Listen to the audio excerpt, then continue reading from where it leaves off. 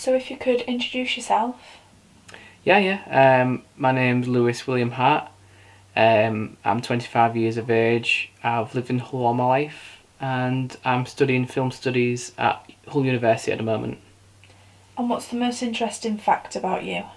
The most interesting fact about me, I've got a couple I'd say for like personal reasons, but I'd say personally in my own head, I'd say uh, I'm really into films and music. So an interesting fact is that I feel like I can communicate a lot of my emotions and my own opinions and my own just ideas through that, and engage with people more easily with that. And I've always found connections with people through that. To be the most engaging and rewarding relationship. So yeah, I'd say an interesting fact is that I can do that with people, and my own time and passion of stuff what I've got for films and music.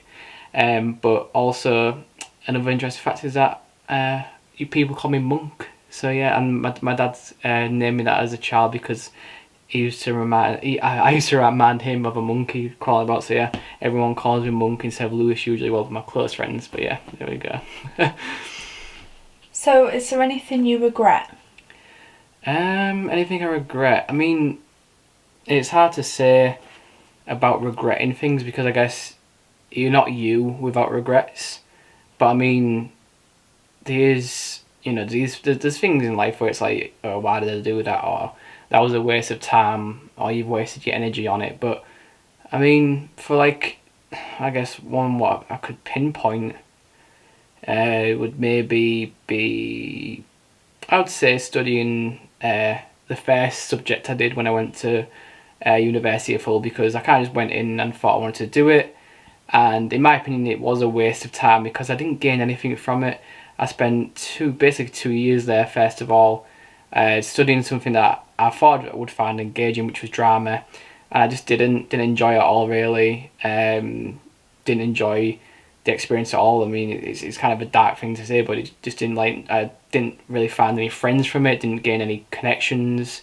I just felt constantly secluded and just kind of by myself all the time. So yeah, I mean that's one of the main regrets I'd say. I mean, but it's not a hateful regret. It's just I definitely can see it as kind of, in my opinion, on my life now being a bit of a waste of time comparing to what I've been doing now and what I've done before also. So yeah. So do you think you've learnt from that experience for future? Yeah, I'd say I've learnt from that and other things like there's been mistakes in my life, but I've learnt from that for like kind of not jumping at things. Like I tend to do that a lot. I'd say I do jump at things quite easily and quite quickly.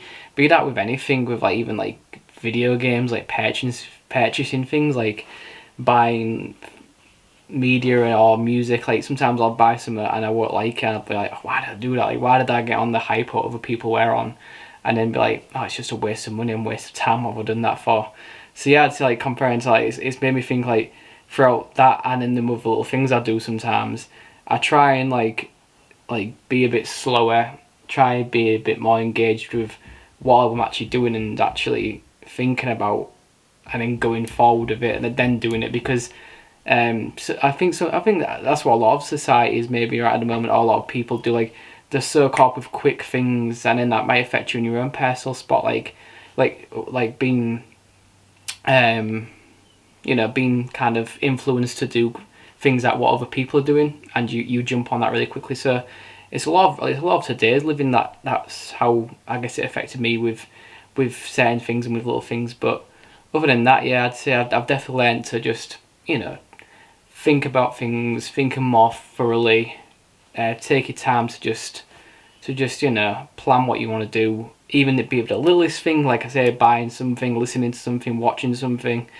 engaging with something, or something quite drastic or big, like studying something or working at something like that. So yeah, but yeah.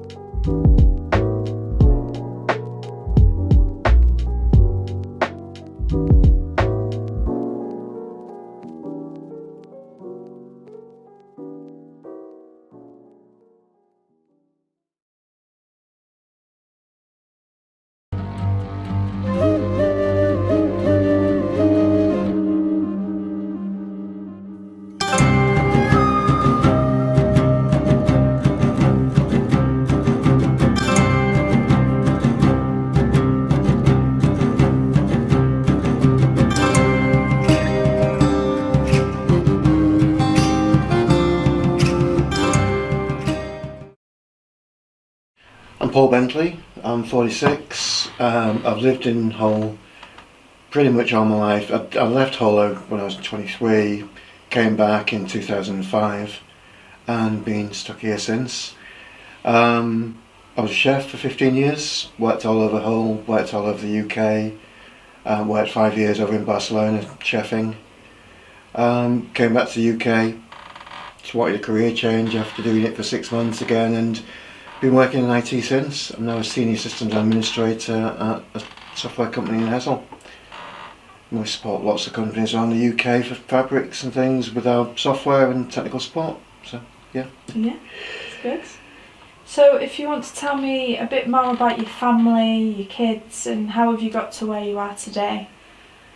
I've got 3 kids, ranging from 20 to 10. My oldest 2 kids were both born over in Barcelona, and Lucas is my youngest. He was born over here. Married to a Latin American lady. I don't know, completely lost for words now. It's alright. Just lost my flow. So how did I get to where I am at the moment? Lots of just spontaneous choices, really. As I said, I was chefing around Hull. Fell into catering from doing a sort of part-time job over at the lodge on Beverley Road back in the early 90s. Used to work at Silhouettes, and I was behind the bar in the kitchen, started doing the odd pub work in the kitchen, went to Hull College and did a hospitality catering management course. Started at Royal Hotel, and I was chefing for about 15 years. Travelled around the UK, worked with a couple of Michelin chefs. I worked at 6 months in Cafe and Square in Manchester with Gary Rhodes. He wasn't there much, to be honest. I've worked in the Cambridge Belfry. I can't remember the name of the chef. This was back in the 90s. He'd got his first Michelin star. I was head chef at 23 to a mill house up in Sheffield on Loddon. Yeah, just complete blank here. Moved around with that company. So I worked in Sheffield, just outside Basingstoke, for a couple of years. Moved over to Southampton to Netley when I was chefing there. Then moved from Netley to Bristol. Didn't like it too much in Bristol. I just got engaged when I was in Southampton, so I was travelling around quite a bit from Southampton to Bristol. Then moved over to Romsey in the New Forest in Hampshire. Not New Hampshire, that's bloody estates. Potter's Heron, met my ex who was Spanish, moved over to Barcelona with her, had 2 kids, took a year out of catering in Barcelona to work in a cyber cafe with a guy called Oscar, who I'm still in touch with nowadays. I thought if I went back into catering after the cafe closed after about a year. He had some issues there. Came back to the UK, started working agency wise, chefing around the UK again, moved to Oxford, Huddersfield, Cambridge again, came back to Hull, took a job as a second chef at Willoughby Manor. Wasn't really into it. A couple of days before Mother's Day, turned around and said, you know what, I've had enough, down my knives. A week later I was working at a company called Intrasource, doing IT. I blagged an interview, just talked about Your Sinclair and Spectrums, and just told them what I did in Spain. I thought if I can do it in Spanish in Catalan, I can do it in English. Got sent it over to Reckitt's as a contractor, outsourced there, dumped at the deep end, and been doing it since, really. Worked at the fire brigade for 4 years, 2 years contracted, and then 2 years contracted directly by the fire brigade.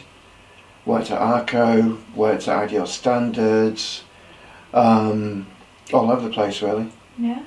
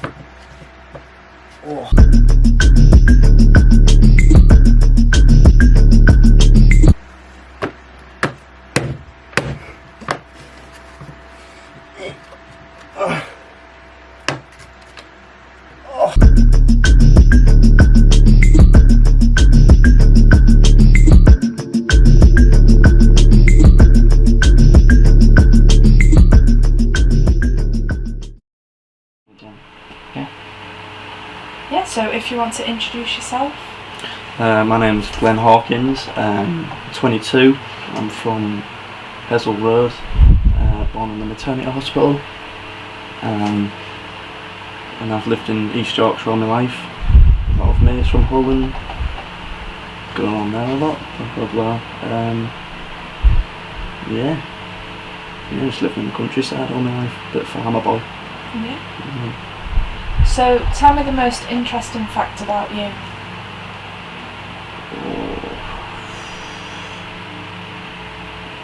Oh, I guess it's the amount of scars I've got, probably. I wouldn't say battle scars, but went to the hospital for about half my life. Leg operation, I've got 2 on the side of my legs. Eye operation, scar behind my eye. There's a scar on the side of my head.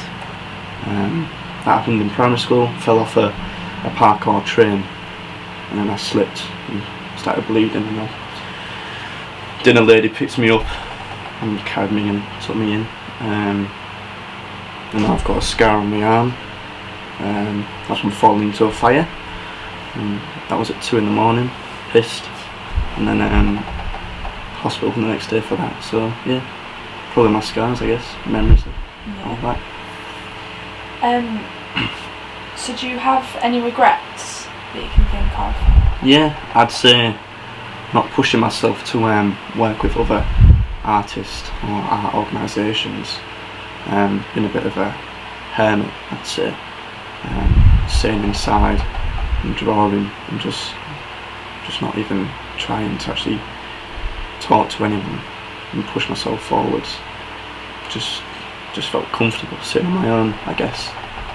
And I should have, in earlier stages, at least around college, I should have done a lot more, just to get connections. But now after uni and that, doing that now. So what are your goals and aspirations? Well, never really had a proper job. I've worked in uni a few times and I've done some landscape gardening. So I'd say, but now after finishing uni, throughout the 3rd year, the last year, the goal was then to start a clothing brand. So throughout that, I picked briefs that worked alongside that. So there was a brief about typography, which has helped me create my logo. Different breed, and then after finishing that, well, to the end of that, I made hoodies, and then that's where it started. So the idea is to expand, get a studio, and then make clothing for people with mental illnesses, mainly men, because suicide rates are quite high for them, and a lot of men hide their emotions and, to seem like macho or strong. So the idea is you wear the hoodie, which has the emotion or the character, so like depression, anger, jealousy, and then love, so like green, pink, blue and red, and you'll wear that, and then people are like, oh, okay, so he's wearing that because he feels like that. So yeah, the idea is just to expand and sort of help people with tackling mental illnesses. Yeah. So what made you want to do a clothing line, like different breed, like the mental health side of things? Well, I struggle with it myself. I've tackled depression for many years, and then it came from with my dad, really. I felt, because I do art and my dad does rallying and mechanical stuff, I just felt like he didn't really get art, or like get me, I guess. So I always felt a bit different than my family.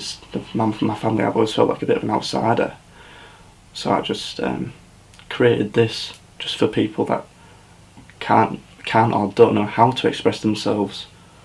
So then now they just wear these hoodies or soon shirts, just so they can just be themselves.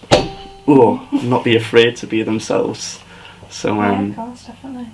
so that's the idea behind it. Just fear from not being what my dad wants me to be, but now it's like I'll just be who I want to be. So that's the idea behind it. Just be yourself and just do what I want to do.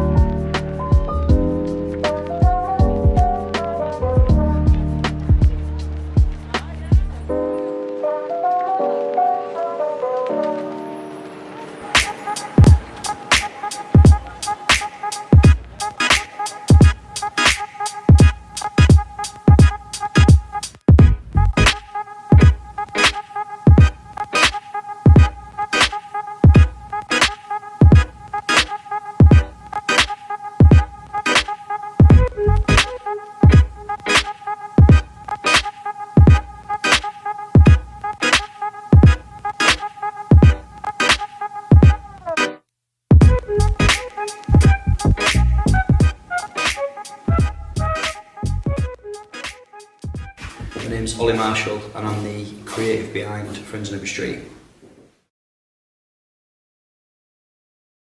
I grew up in Headon, but I was all over the city through skating. I fell in love with skating when I was in primary school. So as much as I was in Headon a lot, and that is definitely where I'm from, I'm a man of the city, I reckon.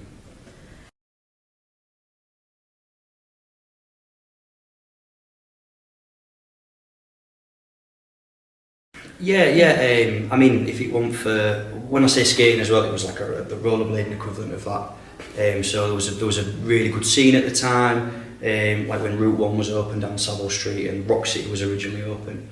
That's when like primary school, fell in love with it, met some really good friends, still my best friends now, and that's kind of put me on a path of where I've got to, I believe.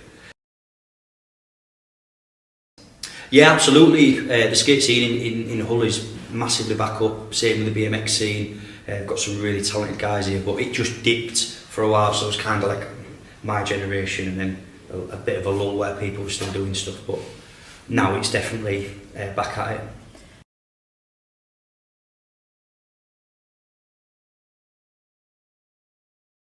I think like it's like the skating stuff massively put me on like the path to where I've got to, but it was like the skating got me into graffiti, so I paint graffiti. I don't know how many people know that, I'm sure most do, but paint graffiti, and then it was kind of like falling over graffiti and letter forms and stuff like that, so I still paint now, and that's what kind of made me want to step into like the digital world and stuff, and just try my hand at that, and that's accidentally how Friends on Every Street was born, really.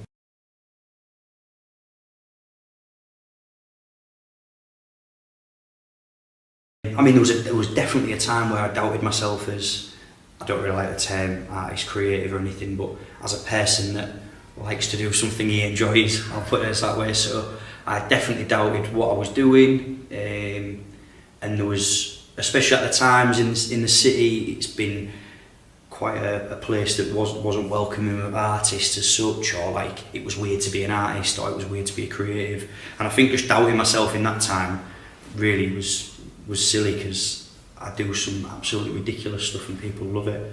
So probably should have just took myself a bit more serious, give myself a bit of a break, really.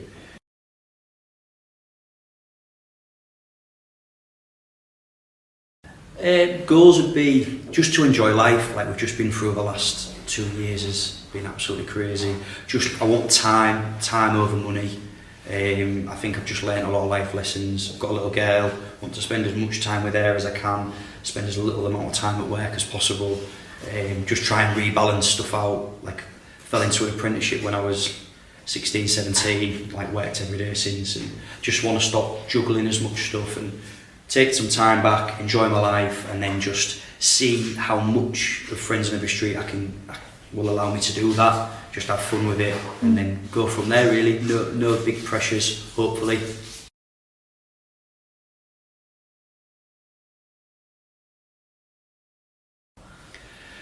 So Hull is important to me because it's where all my family and friends are from.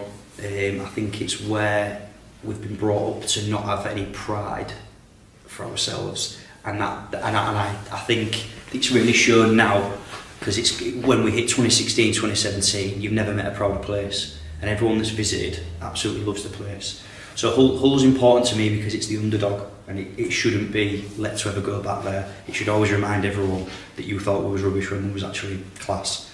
And I think, again, going back to like the creative scene and all these other cultures in the city, we've got a lot of really, really good stuff here that have just been bubbling away naturally, and that's why Hull is so important to people that are visiting and to myself, and that's why I really like to work with other independents and drum them up, because they deserve it. You know, when everyone wasn't interested, they were still trying to crack on. And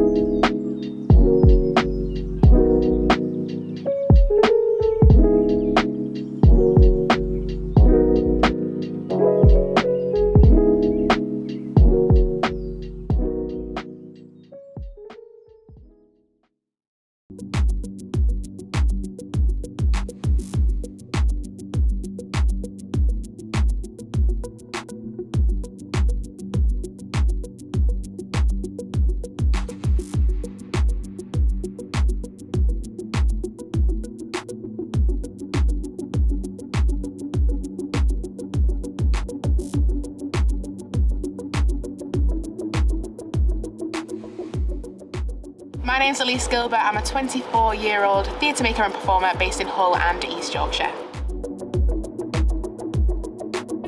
So I grew up in Beverley, went to Longcroft School, and I never really fitted in very well in Beverley. I'm a queer plus-size performative person. I've always been very expressive, and yeah, I didn't really fit in very well. So I think as soon as I could get out of Beverley, I was like out of there straight away. Went to HuH College, did a performing arts course there for a year, and then I went on to a musical theatre course as well for 2 years, and then went to Manchester after that. But yeah, while I was in Beverley and Hull, I mean, my full family are from Hull, East Hull, so like I visit my grandparents still a lot, and most of my friends from HuH College, they all live in Hull, so I don't really feel like I relate to Beverley in the same way that I do to Hull. I've always kind of grown up with Hull Fair and like shopping in town with my friends and stuff, but yeah, it's nice to have two kind of bases, I guess, and it's given me a lot of opportunity to kind of spread my wings and expand my circles. But yeah, live in Beverley, come to Hull a lot. I went to HuH College, and then I went to Manchester to do a drama degree there.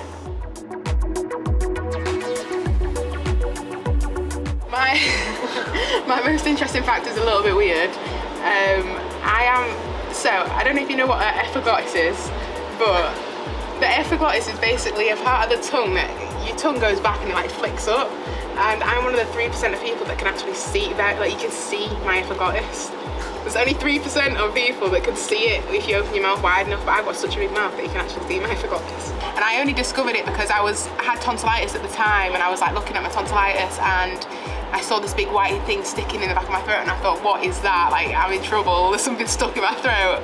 And then I googled it, and it's an epiglottis, guys. So yeah, you can see my epiglottis. It's a weird fact.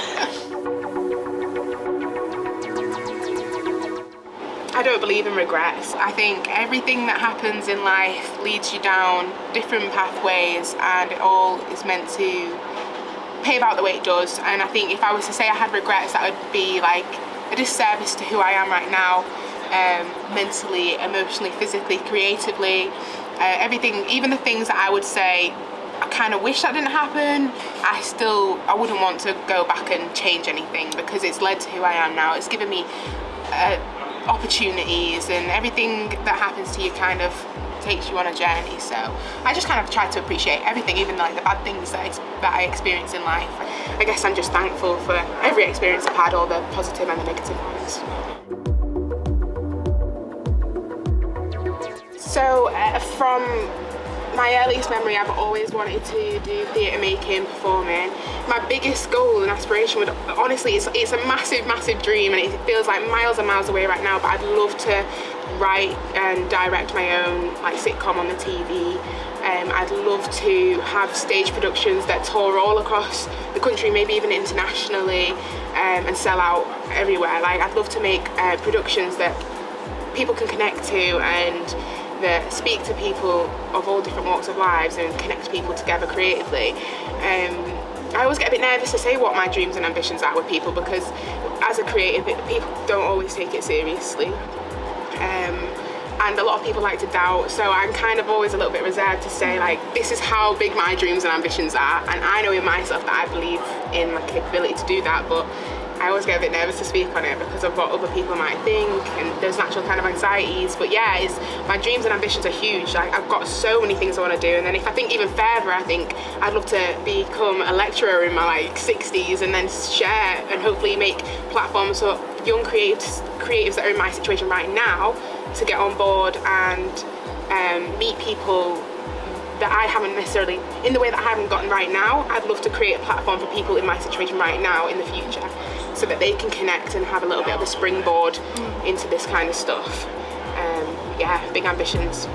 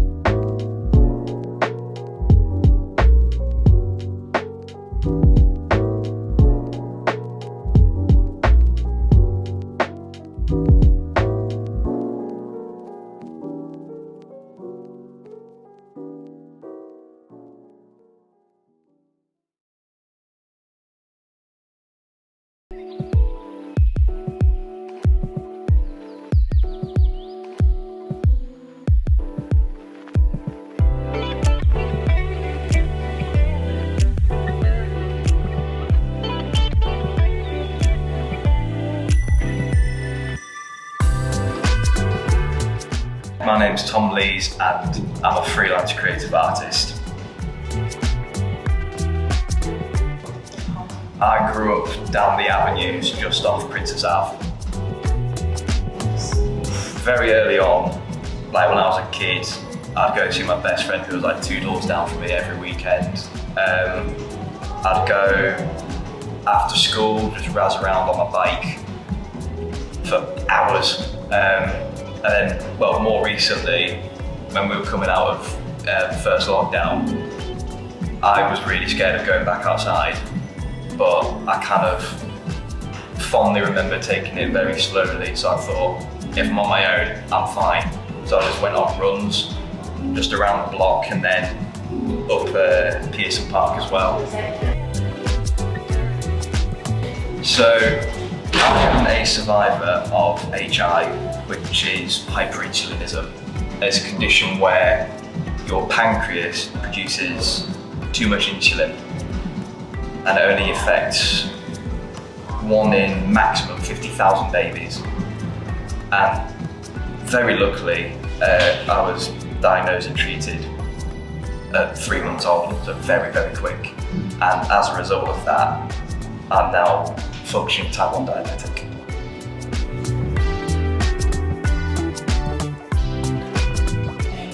I think everyone's got specific regrets sort of like that, and I know it's a bit of a cop-out to say no, because it's led me to where I am now. But for me, it's the sort of small ones that creep up on you in the dead of night, like, you should have reached out to this venue, you should have been a bit proactive doing this, for like bands or photography and stuff.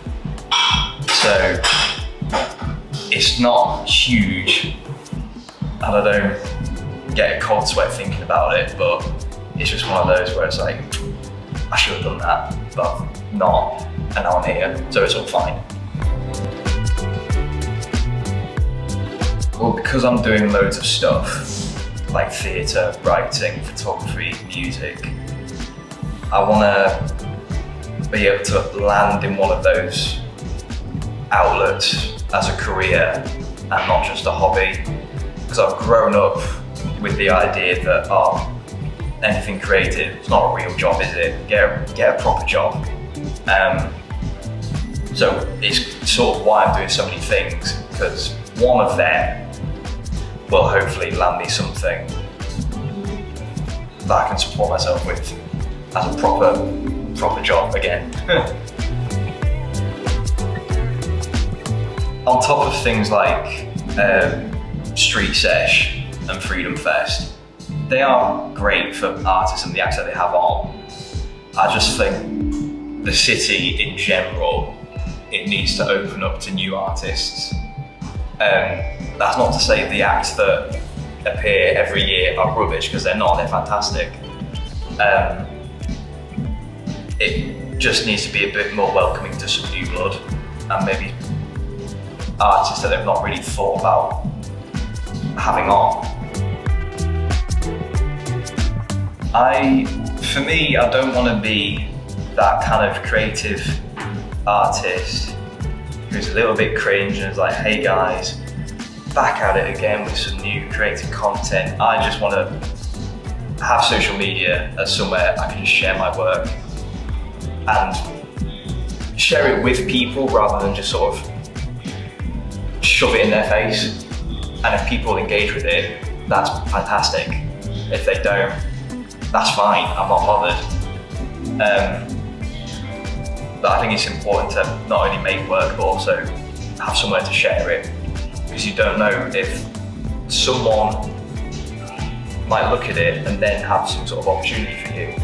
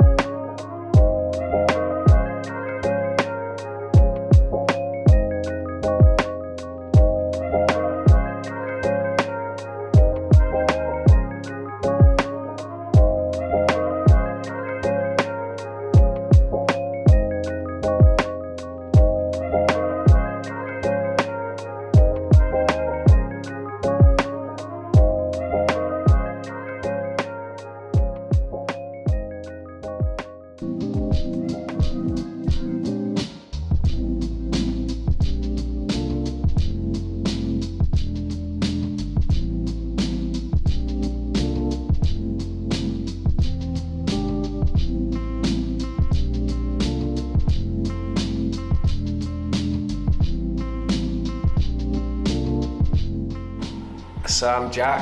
I run Cheap Life, which is a brand, a lifestyle brand, I guess, based around graffiti, skateboarding, BMX, sort of everything, sort of street culture. And where did it come from? It was a photography blog in 2011, and the next thing from putting photos on the Tumblr. It was on Tumblr in 2011, and the next thing was like, I went travelling, and I come back, I was like, I want to do something else. Let's print a t-shirt. So I printed 20 t-shirts, sold them, and here we are now.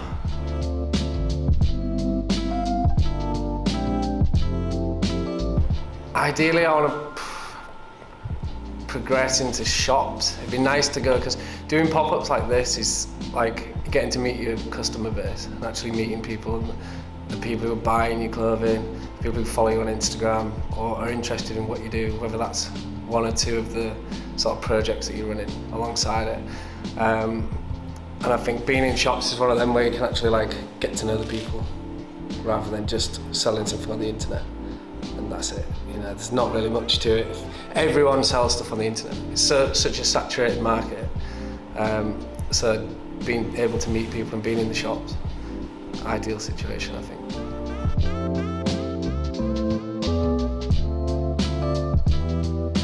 Running like a pop-up shop, or whether that's for a day, a weekend, or a night, like, and doing it with people, I think it just does bring the community together. Even though what me and Ollie do is essentially the same thing, but two totally different projects in themselves. Like, mine's skate and graffiti based, and Ollie's is whole based sort of lifestyle brand. Bringing them together, like, the two opposite things as well. I think it's good for both of you to grow in that sort of side of things, and also like for us doing a pop-up together, you bring in double the people. So like the people who've come for Oliver, I never call him Oliver, Ollie. People who come for Ollie and maybe not seen my stuff before, and vice versa. So I think that works, like, and that's definitely a pro to doing this sort of thing together. And collaborations, like, I want to do more collaborations with t-shirts with people and, you know, artists. And there's a lot of things in the pipeline that I've just not got around to.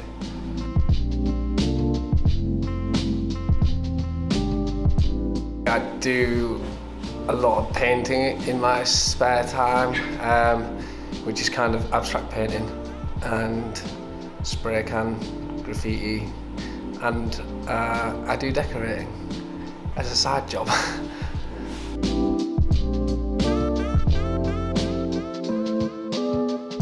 Have I got any regrets with Cheap Life? Yes. Not starting it 10 years ago, because I think it's such a hard market to be successful in. Selling t-shirts, like how many brands on Instagram are selling t-shirts? It's like you just go on and everything's somebody selling a t-shirt. It's an ad everywhere, and how can you stand out? And I think it was a lot easier 10 years ago, and it's a lot harder now, so doing a pop-up helps with that as well, because it's more promotion for yourself. Personal regrets, yes. Going to university, it was such a waste of time, waste of money. I've still not paid off the debt. Probably never gonna pay the debt off. But I just think that you're pushed to go to university when you're young, because people think, oh, that's great, you go to uni, but you don't need to go to university to print t-shirts or to use a camera.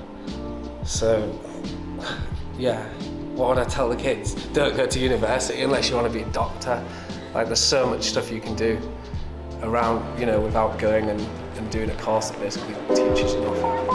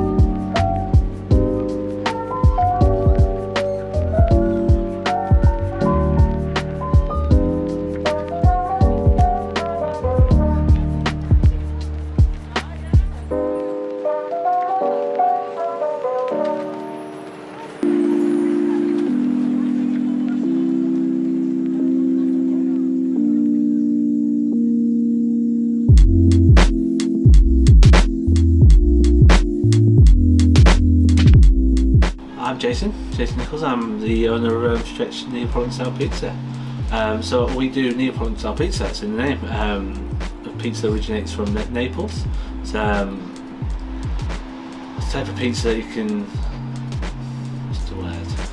It's thin base but real fluffy, airy crusts. But yeah, that's what we offer. So I was like many people, I like pizza, lots of people like pizza growing up. But I tried this style of pizza the first time in Leeds for about 2017 maybe, and I loved it. I fell in love. I just like as soon as I ate that pizza, I just sort of fell in love with that style. Went home, tried to recreate it in the home oven, but you can't because you need like 500 degrees temperature. You can't do that in the home oven. It's only 250, 220. So I got a pizza oven that could do that, and that was that. Just went for it. Well, I feel like it's the first time I've worked for myself. It's my business, like, so it means everything to me really. Like I'm quite a passionate person with everything I do. I think I put my all into it, so it means a lot. And the fact that I've now got a restaurant, a little like bricks and mortar place that I can call my own, means so much to me as well. Just have that place, so just looking forward to get it going. And just showing, obviously a lot of people know me and the business for pizza, and just show what else we can do, what sort of service we can offer, what sort of setting we can offer, the environment, start size, the full experience really. The vision, I'm quite a laid back person, so I want a laid back vibe for the restaurant. I want it to be inclusive to everyone. I want everyone to be able to my main thing for the restaurant was to have this big wood fire oven that people can see. That's always been my one thing I wanted.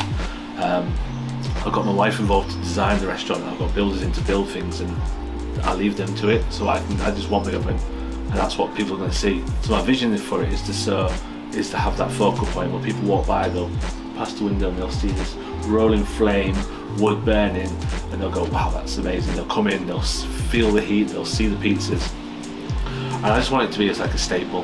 There are lots of places that do pizza in Hull, but I don't feel like there's a place that's going to do that I want to offer, that has that central focal point pizza oven, and a place where people can just go and just chill and eat pizza and enjoy themselves. Oh, like without them, we wouldn't be in this position really. When I started Stretch in 2020 during COVID, my main goal was always a restaurant. Like that's where I wanted to be. But I knew to start off with, like it's so big now, street food and mobile catering. That's what I needed to start off doing to build a name. I couldn't just get the money and open a restaurant straight away because no one knows the brand, no one knows what we offer. So with events such as markets and festivals etc., that's just allowed us to push the product to loads of people, and that's the follow on from that is then people have tried our pizza from these events and had parties or weddings, and they booked us for weddings, and again people that have tried the pizzas at their friends' weddings and then booked us for their weddings. So it's been like a very positive and helpful sort of knock-on effect. So every event brings more people, which then brings more events, so it's been great. I think just being your own boss, and I think that's probably what everyone would say really. I've worked in the hospitality industry for a long time, and I've worked for some big companies, and I've managed places as part of my role. But when it's yours, I feel like it just gives you that different feeling. When it's your baby, it's you make all the decisions. Like I want to always be busy. I am always busy because I say yes to a lot of things because I want Stretch to build, and I want to like get the business and the brand out to so many different people. But at the same time, if I am too busy, I can say no. Or if I need help, I can just bring people in. I can do a lot of stuff on my own. It's down to myself, and obviously the help from my wife as well. We make these decisions, and if it fails, it's on us. If it succeeds, it's on us. And I think that's more rewarding, knowing that it's yours.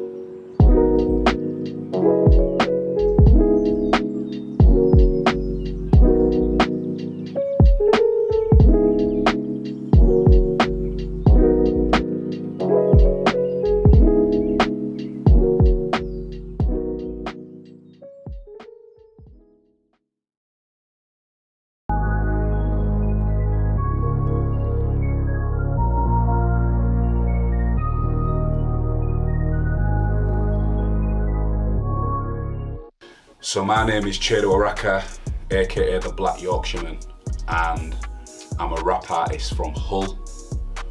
I grew up on Norfolk Estate. Good question. I think a few things, like the surroundings that I grew up in, the music that I listened to. I think like when I was listening to a lot of like UK rap music, there wasn't really anyone that was doing it from Yorkshire and who talked like me and who talked about the things that I do in life, do you know what I'm saying? So I felt like that was a big influence and a big motivation. Another motivation is I've just always loved music, do you know what I mean? I've been brought up around music from a very young age. My mum used to put on a lot of like house parties. Sisters used to listen to a lot of music. Hung around with people who listened to music that I liked. So yeah, I just thought, why not give it a shot? Do you know what I'm saying? Like, anything can happen. Music means everything to me. It's my life. Do you know what I mean? I've been doing it full time now for 5 years, and then I started doing it when I was like 16, 17. So a long time now. It means everything. Do you know what I mean? I can't even have a shower without not listening to music. I can't even brush my teeth. Do you know what I mean? I need a soundtrack all the time in my ear. So it means the world to me. It's obviously just like it's an expression of yourself. Do you know what I'm saying? Like I feel like art is an expression of yourself. So like it's something that people can, like I feel like make music that moves people, that people can relate to. So I just do that with my music, do you know what I'm saying? And so I feel like, yeah, I know I've gone on a big I've jumped around the houses there with the question, but yeah, it just means everything to me, man. Like I just love it.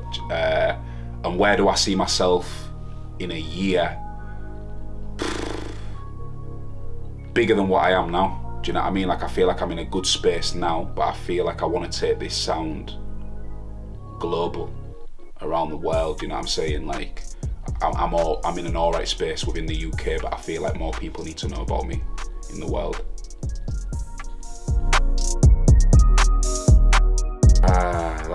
That's a good question. I don't know if it has. Like I feel like I'm just the same guy. I'm just Chedo Araka from 21st Avenue. Do you know what I mean? Norfolk Estate. Like anyone who knows me, I don't think people will say like it's changed me. I feel like I'm maybe a more exaggerated version of myself when I'm on stage, but barring that, like I feel like it's just the same. It's always good getting recognised in the street. I always find it like it's a privilege, you know what I mean, for people to listen to my music and people to come up to me and want to take photos and all that sort of stuff. Like I do like that. Like it's sick.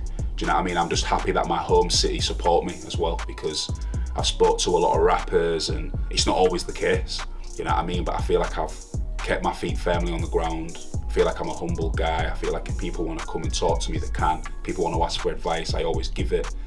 So yeah, I don't think it changes me, and I don't think it ever really would, because I've got people around me who would tell me to like pipe down if I started thinking I was too big time. Like my mum, do you know what I'm saying? And my mum would always tell me you're still just Chedo, do you know what I mean? You're still my little boy, do you know what I mean? So, and I've got friends that would just say that as well. So yeah. Like I say, each release I hope just gets bigger and better and better. Like me, I don't just see myself as a rapper as well. Like I think that's important for people to know. Like what I do is bigger than music. Like I'm not one of those rappers that shies away from my responsibility. Do you know what I mean? Like I'm not saying that young kids should follow everything that I do, but I understand that I'm a role model. I understand that I've got an important position in my community. So for me, when I say it's bigger than the music, I want the next generation to be bigger than me. I feel like it's important for me to pass down the ladder. So that's why I want every release to be bigger and bigger and bigger. So these young kids, especially on the estate that I grow up, can think that like, yeah, we can do exactly the same as what he's doing. Like, and it doesn't even have to be in music. Like, I don't want these kids to think that they have to resort to like crime or negative stuff. Like they can do positive stuff. And yeah, like I feel like the world, I keep on saying like the world and like the whole UK, they need to know about the Black Yorkshireman. Like Like I feel like there's a massive gap in the market for like Yorkshire, and especially in UK black music. I feel like that space hasn't really been covered. So I feel like I'm that guy. So every release needs to be bigger, every release needs to be on point. So yeah, I feel like, yeah, that's the journey that I'm on.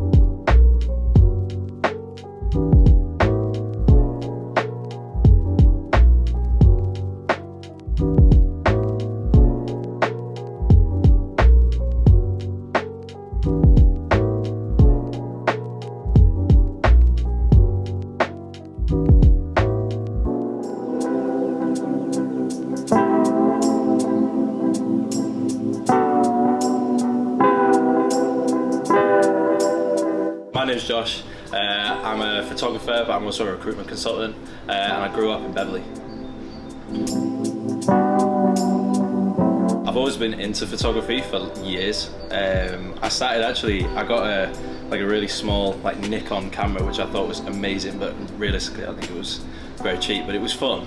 And I was I think I was 7 years old or something. I used to sit in my back garden taking pictures of all the birds. I know it's a bit weird, but I used to be obsessed with spring watch and autumn watch all the time. So I used to take all these real blurry pictures of like wrens and stuff in my back garden, thinking that they were mint, and I'd used to print them off. But I stopped doing it for a while when I was at school, because I just started playing rugby and started trying to fit in. And then I moved to Newcastle for a bit, and I met some people up there, and they're a bunch of creatives, and I've never heard, well, obviously I'd heard of film photography before, but I've never thought about doing it.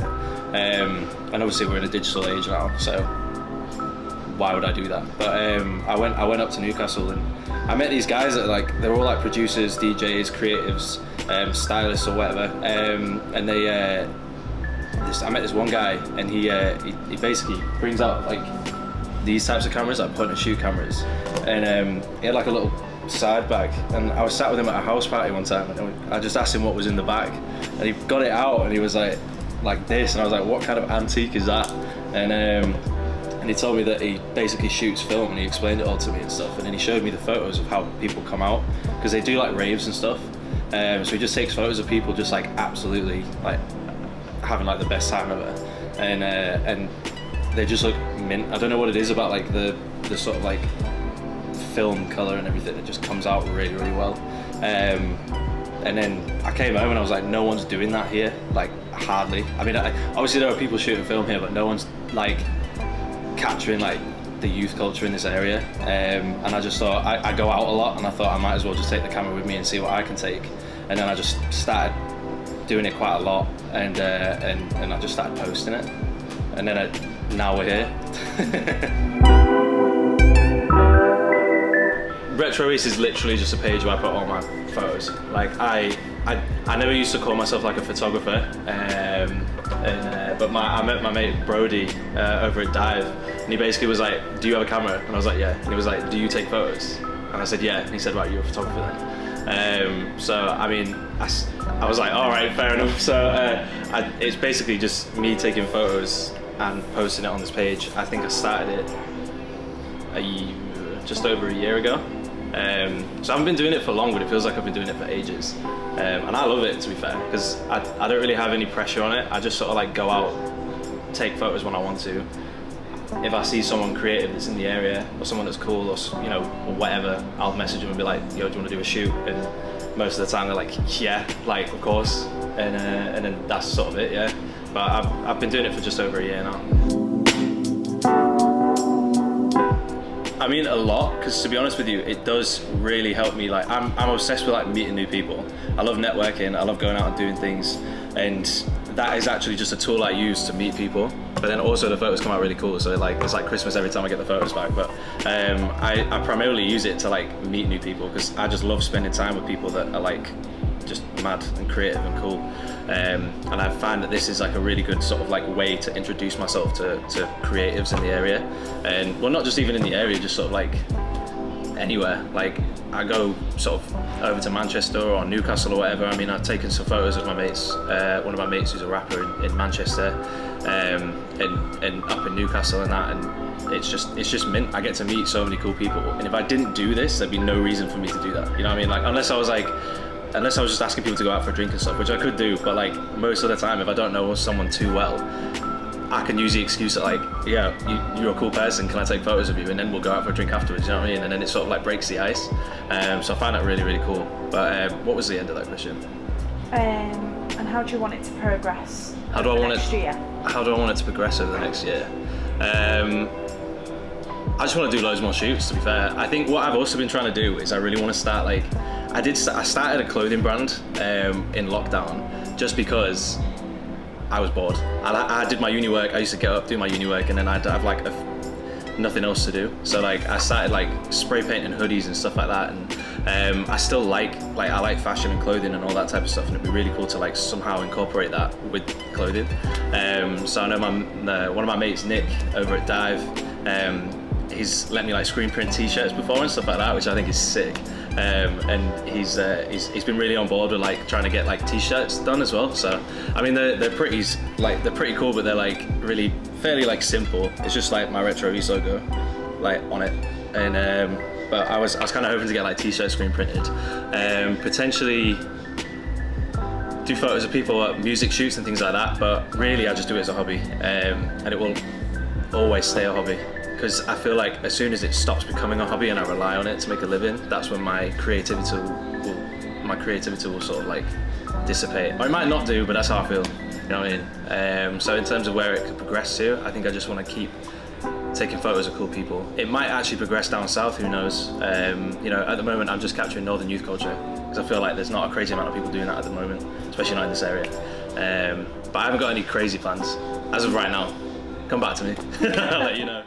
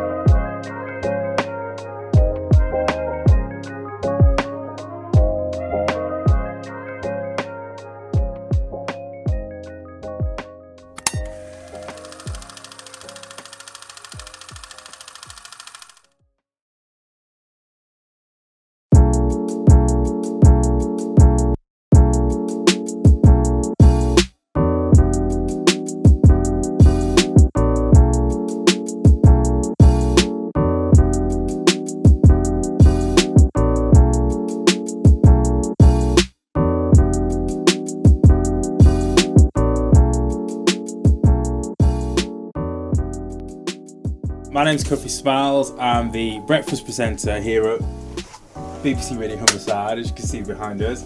And I actually grew up in Withensea, so I'm a bit of an imposter for this page. Don't tell anyone, but hashtag 01964 forever.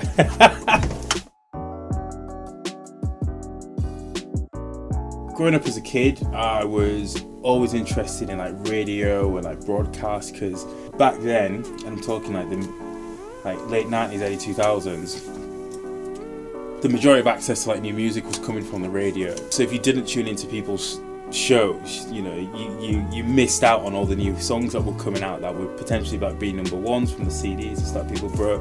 So I always loved that. Do you know what I mean? Where you have this collective media form which so many people would be tuning into, and like I always used to sort of, you know, listen to a lot of late night shows, all the specialist ones, the drum and bass ones, the hip hop ones, the rock ones, and I'd either like record them on like on a cassette tape, or you know, I try and find ways to get MP3s and put them on a disc and burn them for people at school and stuff. And I kind of liked being able to sort of share new stuff with people and then get other people's opinions on it and get them to be part of the conversation. So there was that, and also me and like a few of my best friends at home, we were obsessed with like the MTV Movie Awards and the MTV Music Video Awards, and they were just really just like,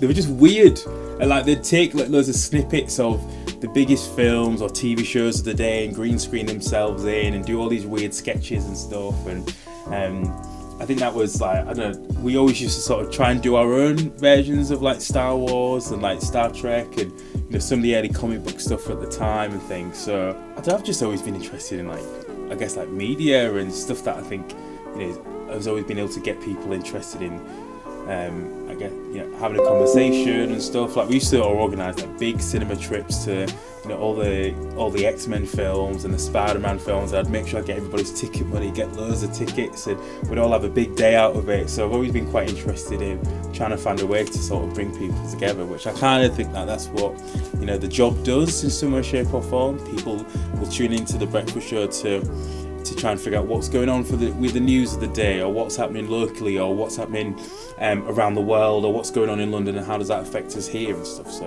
we give, and you know, people like to listen to the show because they say it cheers them up. There's a lot of energy and some good vibes. The music's pretty good as well. So yeah, hopefully that you can get an answer out of that. I think.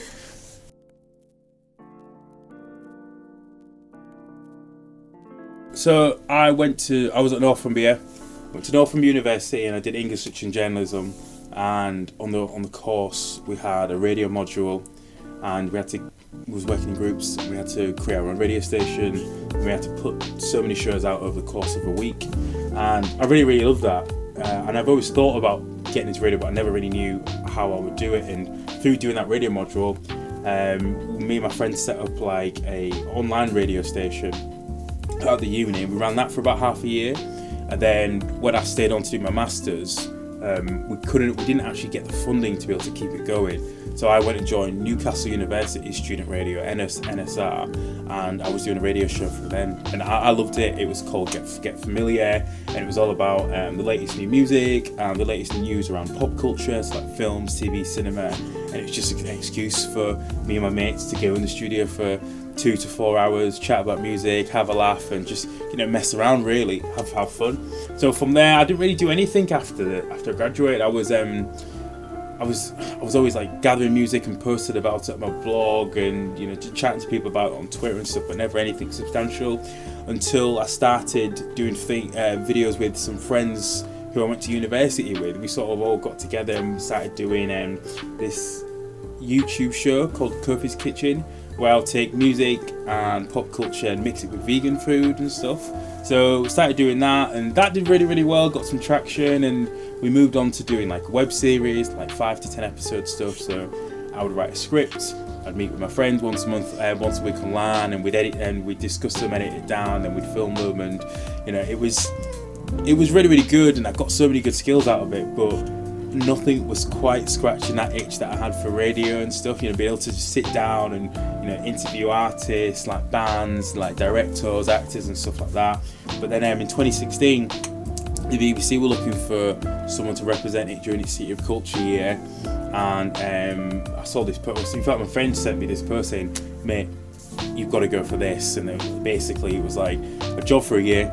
You'd be the eyes and ears for the BBC, going to as many events as possible for the people that weren't able to experience the City of Culture year. It was a paid thing, and you got to have your own radio show. You got to do stuff online. You got to do stuff with Look North, and all you had to do was convince the panel. You had 60 seconds to convince a panel of 4 judges why you should be the person. So.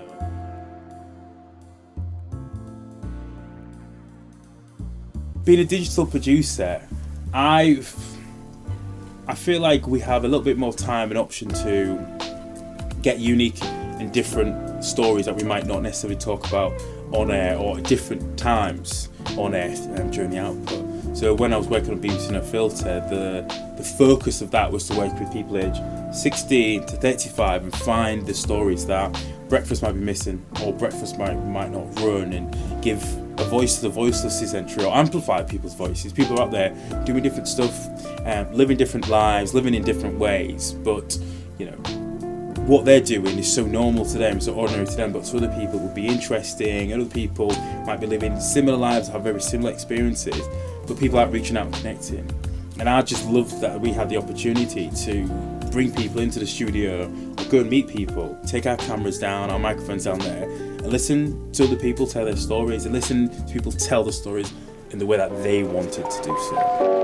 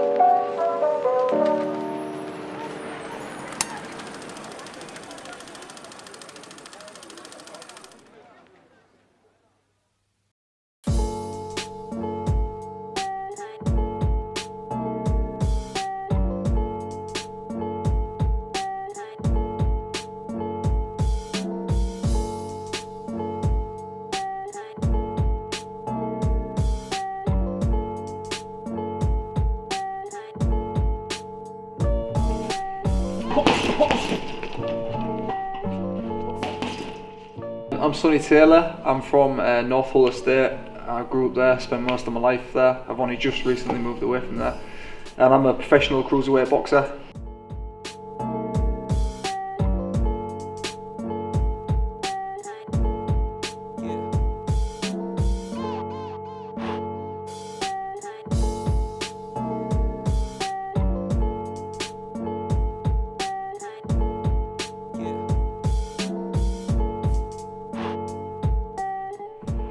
Tough one really. Cliche, everyone says like, I watched the Rocky movies growing up and that inspired me to get into the gym. And it kind of is that story really.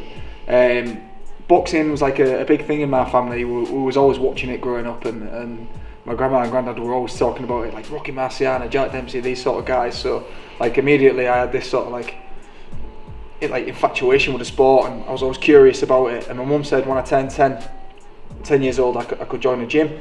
And she took me down to St Paul's, and the rest is history really. I've been sort of in and out of all the different gyms in the city for as long as I can remember since.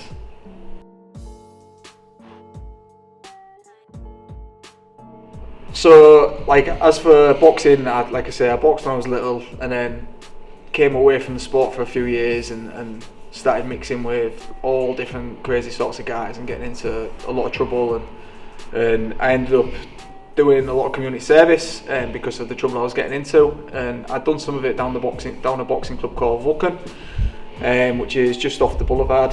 And when I was doing my community service there, I was watching some sparring through the back doors. I was like digging out an allotment in these big planters, and I remember watching some of the sparring and sort of like had an epiphany. I need to get back boxing instead of misbehaving all the time and getting into bother. So I ended up starting training again. I kept getting beat up by all sorts of different guys, and instead of like shying away from it, I took it as a bit of a challenge, like I'll get fit and I'll get as good as these guys. And then after maybe a year I started doing better than these guys, and I thought, maybe I'm not as bad as I first thought. And then the ball started to roll, and I was having all these different fights with some of the best kids in the country, and I was doing really well. So then got to a stage and decided to turn professional, and that's maybe 4 years ago now. It's hard to say with COVID and stuff like that. So, but yeah, I think I've been professional 4 years.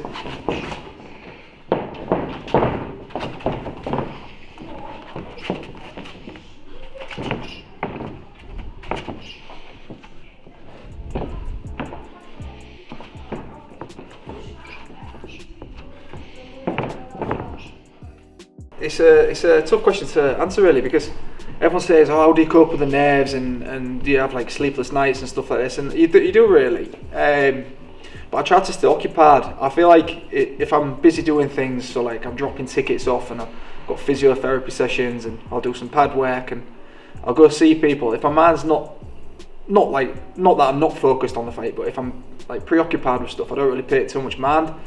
But then, just as I'm about to go to sleep on a night, that's when I think, I'm fighting in so many days. Like I think it's 3 days now, and it keeps you up for that little bit longer on the night, and you get them butterfly feelings. But talking to other fighters, it's natural. Nerves are good. If you're a bit anxious, it's how you're supposed to feel. Because if I was too relaxed, I'd maybe be a bit blasé. But I need to be on edge just enough, and I feel like I've got the right balance. I don't get scared as such.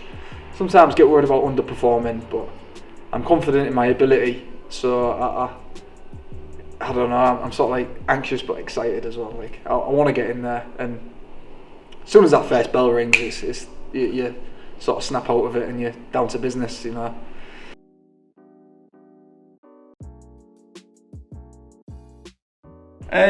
So boxing's not, unless you say like Anthony Joshua or one of them sort of very, very top level guys, the money is not amazing. It's not very lucrative, and I was thinking this just today actually. I often ask myself, why am I doing this? And people go for like, you know, it's for the money and you want to be remembered and this and that, and I'm thinking, well, to be remembered, it's probably only lasts a generation. So there's guys on these walls who are professional boxers, and I've never heard of them, and they're not from that long ago really, and So it's not sort of like for your name to go down forever, and like I say, the money's not great, so it's not for the money. And we're thinking, what do we do it for? And it's just, I think it's because it's something I'm good at. I want to be the best I can possibly be at it, and it's like a sense of achievement. And I feel like if I'm not pushing for something, I'm just staying the same, and that's sort of like, that's what scares me the most. It's been sort of what I would class as average, and I aren't really doing it for anybody else. I'm doing it for selfish reasons. I want to fight for me, and just to prove to myself that I can be as good as the top guys. And if I can, I'm going to give it my best, and I can be happy with that when it's all said and done.